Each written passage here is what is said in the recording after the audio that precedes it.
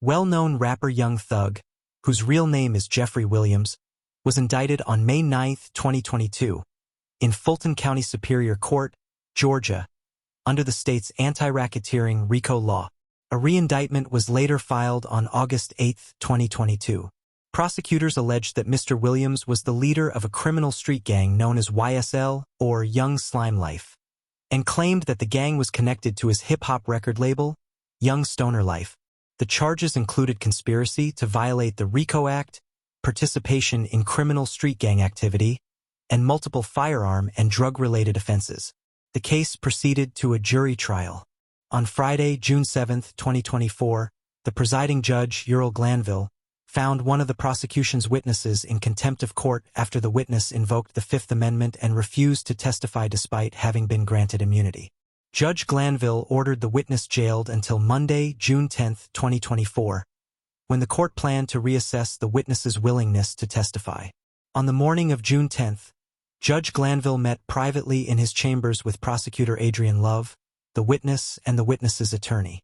The meeting was transcribed by a court reporter, and by its conclusion, the witness agreed to testify. Defense attorneys for Mr. Williams and his co-defendants were neither present nor notified of the meeting. Because the discussion occurred between the judge and only one party without the opposing side present, it constituted an ex parte communication. Under Rule 2.9 of the Georgia Code of Judicial Conduct, judges are generally prohibited from initiating or permitting ex parte communications concerning a pending case, except under limited circumstances. After learning about the meeting from an undisclosed source, Mr. Williams's defense attorney, Brian Steele, raised the issue on the record in open court. Understand my constitutional obligations. Pursuant to the 6th and 14th Amendments of the United States Constitution, the corresponding sections of the Georgia Constitution, I'm required to make a full and complete statement to the court. For the record, and if God forbid this goes up on appeal for the appellate courts or another tribunal, commission, or administrative body, I was told, based upon information and belief, that when we arrived at 8:30, 9 o'clock today, we did not come into your courtroom until almost 11:30. And what I found out just recently, this is not waived, is that supposedly in chambers, this honorable court reporter at times, honorable court at times, district attorney or district attorneys from the DA's office, as well as investigators, sheriff deputies, Mr. Copeland and his counsel met together. None of the defense team, to my knowledge, was aware that this was going on. It was told, based upon information belief, that it was told to the district attorneys that Mr. Copeland intended to plead the Fifth Amendment. Then I was told, based upon information belief, that Adrian Love, the lawyer for Mr. Copeland, and this court were together, and Ms. Love made representations that John Melnick supposedly spoke with some attorneys for the accused and wrote an email to Ms. Love, to Adrian Love, stating that Mr. Melnick does not represent the witness, and that Mr. Melnick wrote an email saying F you, and then somehow that email was CC'd to me. That never... Mr. Steele, can I interrupt you for just a second? I'm kind of disturbed because that's ex parte. All that was an ex parte conversation. How did you find out about any of that? Well, I'm disturbed too. And the reason I'm asking you a question. How did you find out about it? I'm going to ask you the question. Okay. Scuttle, if you look at SCUDDER versus State, which is 298 Georgia, 438, it's Division 2, 782 Southeast 2D 638, 2016. Our highest court says when a court meets, because Mr. Copeland comes in, meets with the court supposedly made statements, which I assume is somewhat accurate based upon what you just said. We're entitled, Mr. Williams and every other person wrongly charged here is entitled under the Georgia Constitution to be present. That's a critical stage. It's just like when you meet with me and you and Mr. Adams meet with me and others have met with me. It's those are ex parte for a lot of different other reasons, but I will certainly note that for purposes of record. Well, I'm going forward. What I was told was that Mr. Copeland said... And you haven't answered my question yet. I'm not going to answer that question. You're not. No, I will not answer that Why question. will you not answer that question? Because I want to make sure that what I say is accurate, and I'm not trying to No, get no, no, anybody no. else I'm into asking you, any- how did you get this I'm information? not telling the court. What I'm saying is based upon information. Okay, well, listen, if you don't tell me how you got this information, then you and I are going to have some problems. We can have his. I have problems right now. and Okay, I'd like to I know. consult- Look, I don't want to know about your problems. Okay, at this point in time, all I'm asking you at this point in time is, how did you come upon this information? Look, if the case gets reviewed, the record's going to be available for our appellate court and for whatever reason. But it's disturbing that somehow you have surreptitiously gotten information in regards to the court's private ex parte conversation with a party. I mean, a witness who was sworn in Friday. The court's telling. This is what I was told. If this is not true, not true. This court handed Mr. Copeland. Tell me how you perjury. got the information. Listen, whatever you want to do. Tell me how you got the information, then we can go ahead and go forward. I'm not going to say that. What I'm going to say is this.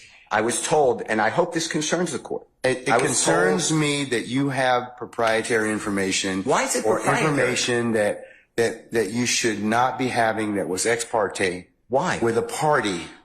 Why? State of Georgia. How about the witness? How about Mr. Copeland, who supposedly announced he's not testifying and he'll sit for 2 years, and then supposedly this honorable court, or excuse me, let me rephrase that. This court supposedly said, I can hold you until the end of this trial. Ms. Hilton supposedly said, actually, all of the defendants and then all 26 people are disposed of. If that's true, what this is coercion, witness intimidation, ex parte communications that we have a constitutional right to be present for. So I understand that you're upset towards me, but I don't know what I did. Mr. Steele, I still want to know, how did you come upon this information? Who told you? What I want to know is, why wasn't I there? Why? Sir, I'm going to hold you in contempt if you don't tell me who tell me who this information was from. I don't want to be held from. in contempt. Well, I'm not answering that question. That's attorney-client privilege information. I am not answering. Attorney-client privilege, unless you were in my chambers, that's the only way you can figure out. I tell you what, I'm going to give you 5 minutes. If you don't tell me if you don't tell me who it is, I'm going to put you in, I'm going to put you in contempt, because that is not attorney-client privilege. Attorney work product privilege. I am not. How did you get that information supposedly from my chambers? Did somebody tell you? I'm not. You should have told me. You got 5 minutes. Well, I don't need it. I want to continue. You got 5 minutes? This is what I was told. Mr. Copeland made a statement. Judge Ural Glanville asked defense attorney Brian Steele to explain how he became aware of the ex parte meeting. Mr. Steele refused to disclose the source of his information, stating that doing so would violate attorney-client privilege. In response, Judge Glanville ordered a 5-minute recess and informed Mr. Steele that if he failed to reveal the source upon returning to court, he would be held in contempt. Under Rule 1.6 of the Georgia Rules of Professional Conduct, attorneys are required to keep confidential all information obtained through their professional relationship with a client. The official commentary to the rule clarifies that this duty of confidentiality extends not only to information communicated directly by the client, but also to all information gained in the course of representation, regardless of its source. The rule does, however, include an exception permitting disclosure when required by a court order. After the recess concluded, Judge Glanville resumed the proceedings and called. Okay, Mr. Steele, would you take the podium, please, sir?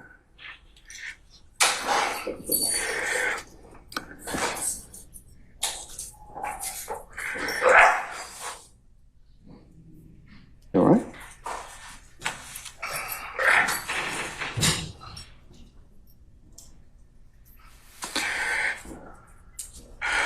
All right. Mr. Steele, before I recessed, I asked you, how did you get this information?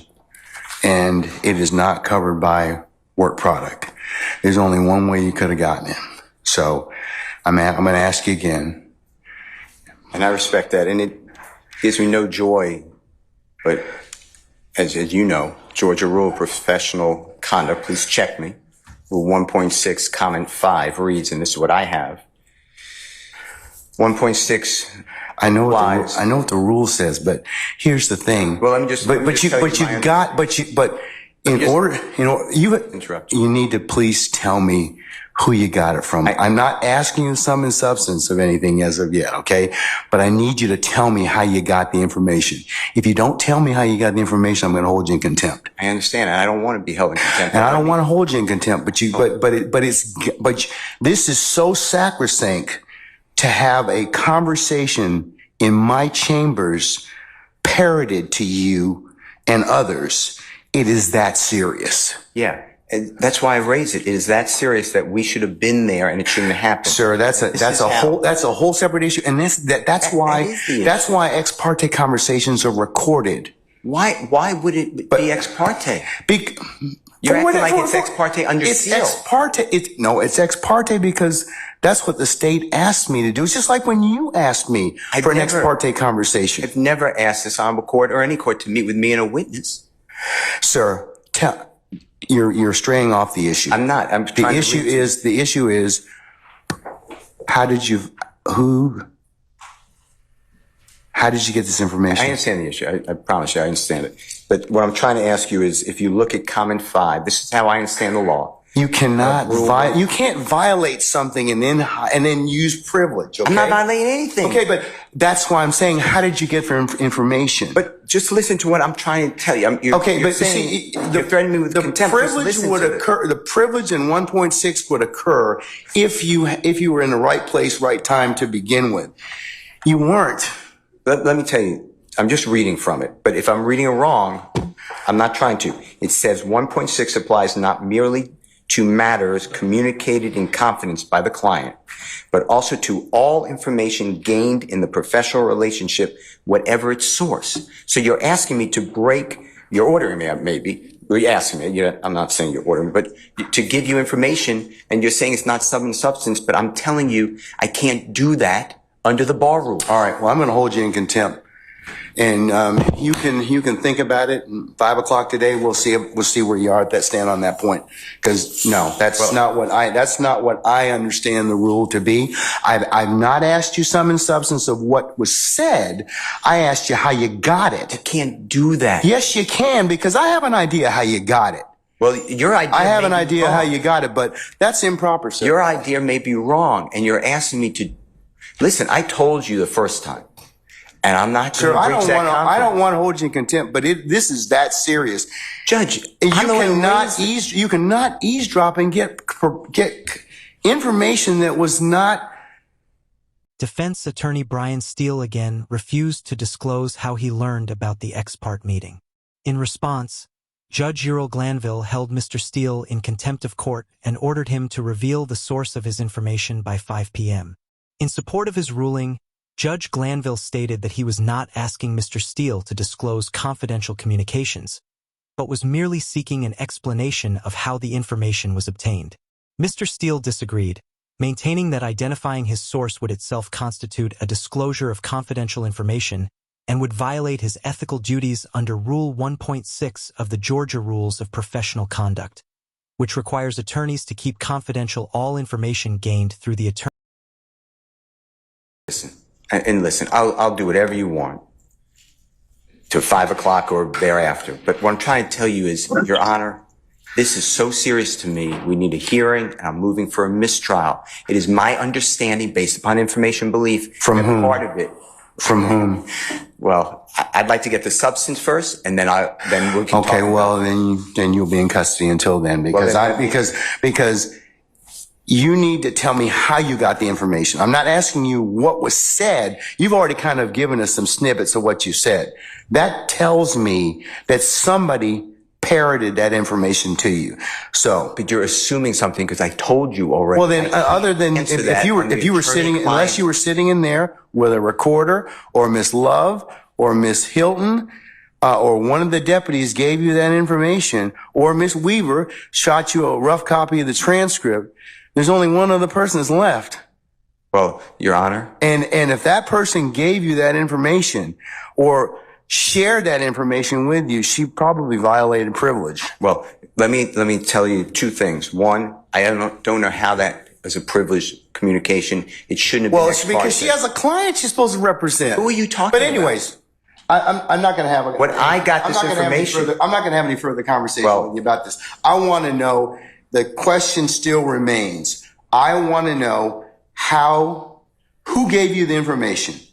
I'd like to know what information happened outside our presence. That's really it. He can go into custody at this point in time. I think that the court needs to again declare a mistrial based upon. Okay, and I'm going to deny your motion. I'm going to deny your motion. I understand that you spoke with a witness outside of our presence. And whenever, yes, I had an ex parte conversation, which is appropriate. And you influenced the witness based upon information belief, and I'd like to have that all on the record. All right. I mean, I don't know why that's so hard to do. If nothing happened bad, that's fine. But you're acting like, tell me who it is and don't talk about the substance. Why can't we have an issue that was outside of presence? It should not have been. Because you got some information that you shouldn't have gotten. Why? Well, that's for another day. But why? Okay, why that's for another day. In the first place, I didn't know about this stuff. That's for another day. So I raised it as soon as we found out about it. Well, I gave you the case I'm relying on. I assume you read it. If you didn't read it, you should read it. It's a material part, a critical part of the case. When a judge speaks with a witness outside the presence of the accused, the court has said it's right there in Division 2. That is a material or critical part of the case, and it's an automatic reversal. Mr. Steele. But you're acting like it's Mr. Steele, that is not that is not the case when somebody discloses information in a ex parte conversation that one of the parties lawfully asked me to hold. You're not supposed to have communication with a witness who's been sworn. You know that I'm not telling you. I'm just saying if you read the case, I'm assuming you read it. Defense attorney Brian Steele moved for a mistrial based on Judge Ural Glanville's ex parte communication with a prosecution witness. A mistrial occurs when a trial is terminated before a verdict is reached because an event has compromised the fairness of the proceedings, making it impossible for the trial to continue. In such circumstances, the case may be retried before a new jury unless barred by double jeopardy or another legal prohibition. As explained by the Supreme Court of Georgia in its 2016 decision in Scudder v. Georgia, criminal defendants generally have the right to be present at all critical stages of their trial. This right, however, may be waived if the defendant or defense counsel knowingly relinquishes it. In Scudder, the defendant argued that the trial court erred when the judge met privately with a witness in chambers. The court rejected that claim, holding that the defendant had waived his right to be present because the judge announced in open court that the meeting would occur, and neither the defendant nor defense counsel objected. Here, by contrast, Judge Glanville's ex parte meeting with the witness was conducted without notifying the defendants or their attorneys, and without providing them any opportunity to attend or waive their right to be present. As a result, Mr. Steele and the other defense counsel argue that the private meeting in Judge Glanville's chambers violated the defendant's constitutional right to be present at all critical stages of their trial, providing a the state wishes to be heard. You said it supposedly. Yes, Your Honor. And what I'm trying to get to is why did that happen outside of presence? And I need to have I'm respectfully requesting the transcript that you mentioned to be given to us so we could really understand it. And then anything that was not on the transcript, if anything, that we understand what happened outside our presence. Okay. And now you have put it where somehow I have to reveal, and I told you the first time, I'd be breaching 1.6. And I know you're assuming something. I don't think you're breaching 1.6. You can't hide behind 1.6. I'm not hiding behind anything. You can't hide behind, yeah, but the thing is, I think you got this information, somebody disclosed it to you, and that's the only way you could have gotten it. What I got. Because unless you're sitting there, you're eavesdropping. So you can't use something ordinarily that you had no business getting to begin with, and then stand on, well, hey, we didn't give you the information, or that a party didn't give you the information. So, Your Honor, but that's the issue, isn't it? Well, why aren't we that leads to be told. But right now, we don't know Mr. Steele, why we were excluded from that. Mr. Steele, and I want that information because Mr. Williams' constitutional right on the Georgia Constitution. Just stop at this point in time, because Article 1, Section 1, paragraph you've already said that. You've already said Georgia that. Constitution, and we have the right to be present. All right, Mr. And we're not waiving anything. Yes, madam, Ms. Lowe.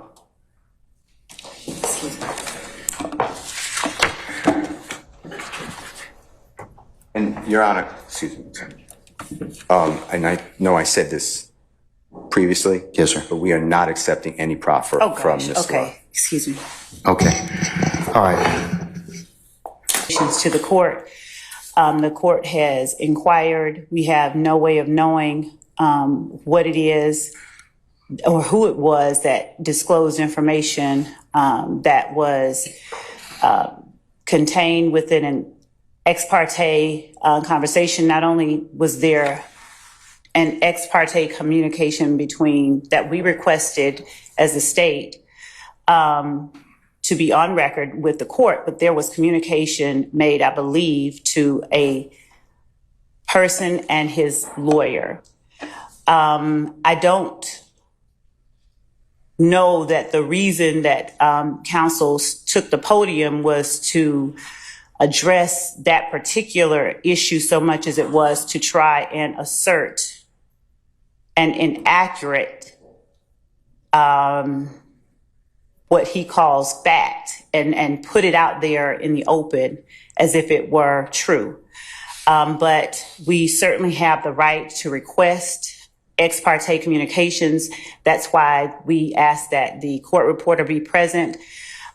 This is a matter that the defendants did not have a right to be a part of, as this was a matter regarding a civil contempt that the court imposed upon a person for not obeying the court's direct. Defense attorney Brian Steele moved for a mistrial based on Judge Ural Glanville's ex parte communication with a prosecution witness.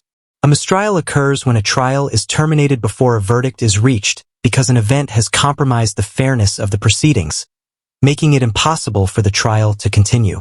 In such circumstances, the case may be retried before a new jury unless barred by double jeopardy or another legal prohibition. As explained by the Supreme Court of Georgia in its 2016 decision in Scudder v. Georgia, criminal defendants generally have the right to be present at all critical stages of their trial. This right, however, may be waived if the defendant or defense counsel knowingly relinquishes it. In Scudder, the defendant argued that the trial court erred when the judge met privately with a witness in chambers.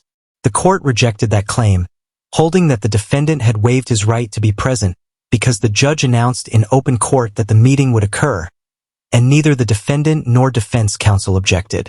Here, by contrast, Judge Glanville's ex parte meeting with the witness was conducted without notifying the defendants or their attorneys, and without providing them any opportunity to attend or waive their right to be present.